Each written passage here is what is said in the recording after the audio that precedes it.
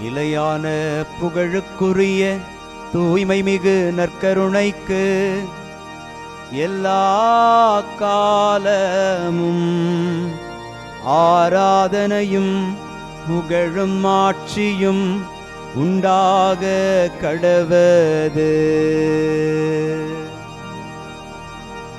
நிலையான புகழுக்குரிய தூய்மை மிகு நற்கருணைக்கு எல்லா காலமும் ஆராதனையும் புகழும் ஆட்சியும் உண்டாக கடவது.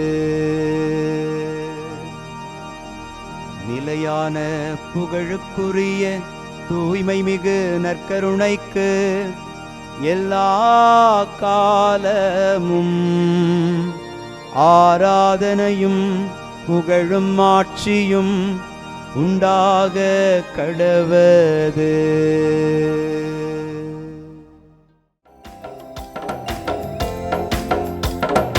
அரியணையில் வீற்றிருப்பவரே, உமக்கே ஆராதனை.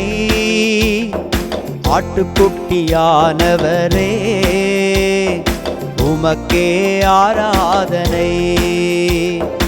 அரியணையில் வீற்றிருப்பவரே, உமக்கே ஆராதனை. ஆட்டுக்குட்டியானவரே, உமக்கே ஆராதனை. ஆண்டவருக்குள் பிரியமான சகோதர சகோதரிகளே, இன்று ஆகஸ்ட் மாதம் 23ஆம் தேதி ஞாயிற்றுக்கிழமை. தாவீது குடும்பத்தாரின் திறவுகோலை அவன் தோளின் மேல் வைப்பேன் என்கிற அற்புதமான வார்த்தைகளை இறைவாக்கினர் எசையா வழியாக ஆண்டவர் வெளிப்படுத்துகிறார். கடவுள் யாரை தன் இனமாக தெரிந்தெடுத்திருக்கிறாரோ அவர்களை ஒரு நாளும் கைவிடாமல் அவர்கள் வழியாகவே தன்னுடைய திட்டங்களை நிறைவேற்றுகிறார். தாவீது நமக்கு அப்படிப்பட்ட ஒரு அடையாளமாக இருக்கிறார் என்பதை எசையா இறைவாக்கினர் வழியாக வெளிப்படுத்தும் ஆண்டவர் நம்மையும் தாவீதைப் போல தெரிந்தெடுத்திருக்கிறார். நம் வழியாக நம்முடைய தலைமுறைகள் ஆண்டவரை மகிமைப்படுத்த வேண்டும் என்று தெரிந்தெடுத்த இறைவனின் திட்டத்தை உணர்ந்து பயணிக்க அருள் வேண்டி மன்றாடுவோம். ஆண்டவரே, என்றும் உள்ளது உமது பேரன்பு. ஆண்டவரே, என்றும் உள்ளது உமது பேரன்பு. இன்று திருப்பாடல் 138 நமக்கு அருளப்பட்டிருக்கிறது. பல்லவி வார்த்தையாக, ஆண்டவரே, என்றும் உள்ளது உமது பேரன்பு. இந்த வார்த்தைகளை நாம் பாடி ஜெபிக்கிற போது தலைமுறை தோறும் கடவுள் தன்னுடைய அன்பை ஒரே விதமாக கொடுத்து கொண்டே வருகிறார். இதைத்தான் என்றும் உள்ளது உமது பேரன்பு என்று நாம் பாடுகிறோம். நம் மூதாதையருக்கு அன்பு காட்டிய இறைவன், நம்முடைய பெற்றோர்களுக்கு அன்பு காட்டிய இறைவன் நமக்கும் தன்னுடைய பேரன்பிலிருந்து அன்பை கொடுத்து நம்முடைய வழித்தோன்றல்களையும் அப்படியாகவே அன்பு செய்ய காத்திருக்கிறார். இதை உணர்ந்தவர்களாக ஆண்டவரோடு எந்நாளும் இணைந்திருக்கிற பாக்கியத்தை தேடி மன்றாடி செபிப்போம். ஆண்டவரே, என்றும் உள்ளது உமது பேரன்பு. ஆண்டவரே, என்றும் உள்ளது உமது பேரன்பு. ஆண்டவரே, என் முழு மனத்துடன் உமக்கு நன்றி செலுத்துவேன். தெய்வங்கள் முன்னிலையில் உம்மை புகழ்வேன். இந்த வார்த்தைகளை வாசிக்கிற போது தெய்வங்கள் என்று அறிக்கை செய்து கொண்டிருக்கிற எல்லா அடையாளங்களுக்கு முன்பாக நாம் இவரே தெய்வம் என்று அறிக்கை செய்ய நமக்கு ஆண்டவர் வாய்ப்பளித்திருக்கிறார். முழு மனத்தோடும் முழு இதயத்தோடும் நாம் இவரையே சார்ந்து வாழ அழைக்கப்பட்டிருக்கிறோம். ஆண்டவரே, இதற்கு எங்களுக்கு ஆற்றல் தாரும் என்று மன்றாடி செபிப்போம்.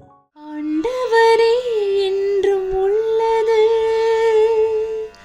உமது பேரன்பு. ஆண்டவரே, என்றும் உள்ளது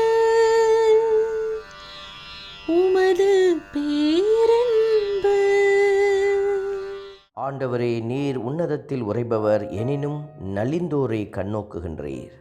இந்த வார்த்தைகளை பார்க்கிற பொழுது என்னை கடவுள் பார்ப்பாரா என்ற கேள்வி பலருக்கு எழுந்து கொண்டே இருக்கிறது.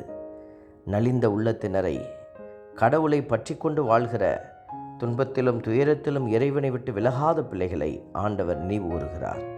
அந்த நல்ல தெய்வத்தை நாம் எந்நாளும் நினைந்து புகழ்ந்து போற்ற அருள் வேண்டி மன்றாடுவோம். ஆண்டவரே, என்றும் உள்ளது உமது பேரன்பு.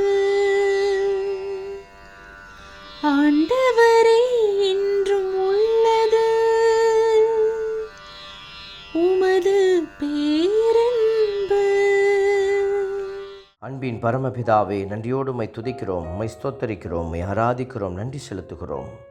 ஆண்டவர் தாமே எங்களுக்கு துணை என்று நம்பியிருக்கிற நாங்கள் பாறையான எங்களுடைய விசுவாசத்தை கட்டி எழுப்பவும், அதன் மேல் நாங்கள் உன்னதமான ஆண்டவரினுடைய சாட்சிகளாக விளங்கவும் எங்களுக்கு உதவி அருளும். ஆமென். நாம் அல்ல இறைவன், தந்தை, மகன், தூய ஆவியார் உங்களையும் உங்கள் குடும்பத்தையும் நிறைவாய் ஆசீர்வதிப்பாராக. ஆமென்.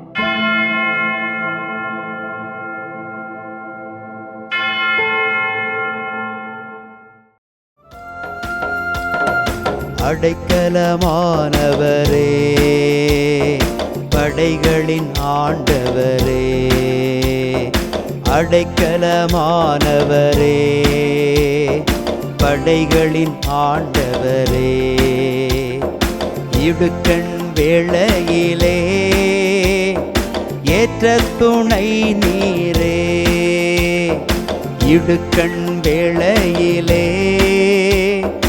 ஏற்ற துணை நீரே, உமக்கே ஆராதனை, உமக்கே ஆராதனை, உமக்கே ஆராதனை, உமக்கே ஆராதனை.